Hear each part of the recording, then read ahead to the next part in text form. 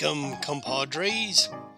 Welcome to Due Date, the true legend of Dusty Cantina, Gunslinger Librarian. This time we're doing Chapter 2. Dusty joins a book club and drinks. Folks say the word miss hung in the air for a minute, like a red-tailed hawk taking advantage of the late afternoon updraft to spiral higher over the desert. In the corner, 4 men looked up. It were the gents from the Dry Gulch Saloon Reading Society who might slip in a hand of poker from time to time while drinking whiskey, known more colloquially as the Dry Gulch Reading and Drinking Club, known even more colloquially as them guys over there. Miss, a quarrelsome voice, thick with tobacco juice, jeered from the back of the saloon. Someone here miss? Yup, allowed Dusty. She seemed as worried about the opinionated geezer as she was about the rot gut she was calmly swallowing, which is to say, not a bit. This is a saloon, insisted the opinionated geezer. Only misses in saloons are whores. What about her? Dusty indicated medium mama. An awkward silence fell across the room. She's sort of the hostess of the place, offered one voice. No, I see her more as a facilitator, said another in a speculative tone. Yeah, more like some type of social director, said a third. She does run a mighty full social calendar for the place, conceded the first feller. Wears lots of hats, concluded the third again. What do you gents know, the geezer said. He turned his head, and with the air of one ready to continue an ongoing argument until the cows came home, added, Not one of you has the guts to admit that Don Diego is the only man in the whole narrative who can tame the fiery passions of Consuela, the Bandit Queen of California. The geezer returned his attention to Dusty, shook his head as if trying to focus, and went back to the main point. Anyways, I'm a-telling you, this is a saloon. Yup, said Dusty. And furthermore, I'm telling you, women don't come into saloons unless they're looking for trouble, insisted the geezer. And I bet you ain't even read the book. Am I right? Nope, said Dusty. You calling me a liar? The geezer rose unsteadily to his feet and let his coat fall open, revealing a well-worn holster loosely belted on his hip. Dusty seemed disinterested in this display. Instead, she took another swallow, still staring into the depths of her glass. Only by implication, friend. And Dusty emptied the glass, reached for the bottle, and poured herself another. Here now, said Honest Mike with a nervous chuckle. We don't want no trouble here, boys. He caught a glance from Dusty and made a hasty correction. Gals, boys, readers of fine literature, whatever. Shoot. I don't want no trouble from anyone. There's not enough folks left in town these days that I can't afford to have my customers shooting themselves all up to pieces all the time. "'Tain't that right, medium mama." Honest Mike pulled out a bottle and handed it to her so that she could placate the objecting gent who had such a strong opinion on the merits of Don Diego and women in saloons. "Lord knows that's true. We just got that last feller's guts out of the floorboard a few days ago. Imagine." Arguing that the locale had no influence on the narrative of Consuela, the Bandit Queen of California.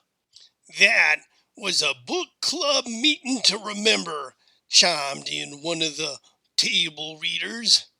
"Discussion, drinking, and gunplay. The inside straight of book clubbing," added another voice, deep in satisfaction.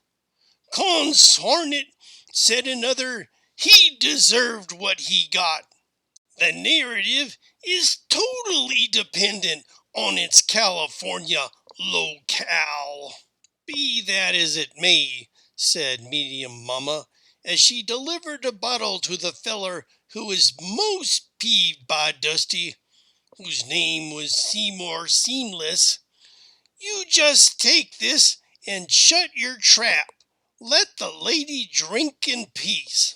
Mollified by the bottle, Seymour shuffled off and took a place at the bar next to Dusty.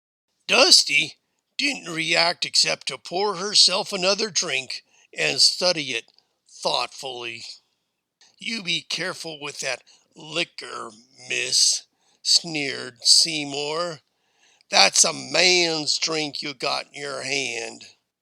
Saying nothing, Dusty downed the whiskey in her glass and poured herself another. The other three men marked their place in their well-thumbed copies of Consuela, the Bandit Queen of California, and hooted. "Look at that, Seymour. She done challenged you to a good old-fashioned dry gulch saloon literary society drinking contest," chortled one. "No confounded female is gonna try and outdrink me," Seymour snorted. With a hasty shrug, he shed his faded coat onto the floor and began rolling up his sleeves. "Seems like I'm not the only one needing an education here, miss," he sneered. "And you fellers need to appreciate the fine and manly qualities of Don Diego as a suitor for the hand of Consuela, Bandit Queen of California." And here he paused to draw another breath. "And it's time I taught this, miss, how a real man drinks." For emphasis, he scratched his armpit in a manly way. With no further fanfare, Seymour picked up the bottle and started guzzling directly from it. Rotgut dribbled out the side of his mouth as he tipped his head back. Beneath his scrabbly beard, his Adam's apple worked furiously up and down. The readers at the table cheered, and everyone watched in something approaching awe as he poured the remainder of the booze straight into his prodigious gullet. Except Dusty. She was seeming not to have noticed him, and was gazing at the liquid in her glass with the intensity of a 2-bit fortune teller on the midway of some 3-bit circus, as if the rot gut were a crystal ball and she were about to predict a sailor was going on a 4-month sea voyage. With a flourish and a roar of triumph, Seymour emptied the bottle. He flung it with a thunk, not a shatter, against an innocent wall. The table readers cheered, and Don Diego is the only one worthy of her hand, Seymour added. Dusty looked up from her glass. Seymour met her steely gaze with a pair of eyes like runny eggs. Sweat was already beading over his unwashed face, and his knees were already beginning to wobble. "Wait for it," she said softly, almost to herself. Seymour hiccuped with enough force to make him stagger. Then, with a resounding belch, he fell to the floor. In the silence that followed his collapse, Dusty lifted her glass and said with quiet conviction, "And Don Diego is an ass." Folks say that was the first time that anyone had ever drunk old Seymour under the table. But truth be told, no one had ever looked under there for a spell, so I can't rightly say if it's true. What I do know, and will swear to it, is that when the book club finished its meeting, it was just Dusty Cantina, the one who was there at the end, sipping her whiskey at the bar, not under it. And for that matter, that Don Diego character is an ass, not worthy of the hand of the fiery Consuela, Bandit Queen of California.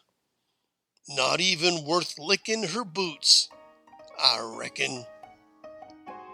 Well, that's it for this episode of Due Date, the true legend of Dusty Cantina, Gunslinger Librarian. This episode was written by Dan McLaughlin and Margaret Elland Schmidt, read by Dan McLaughlin, and produced by Dan McLaughlin and all the fine folk at Totally Honest Productions. That's it for this episode. Be sure to like us wherever you find us, and see you next time. Bye-bye.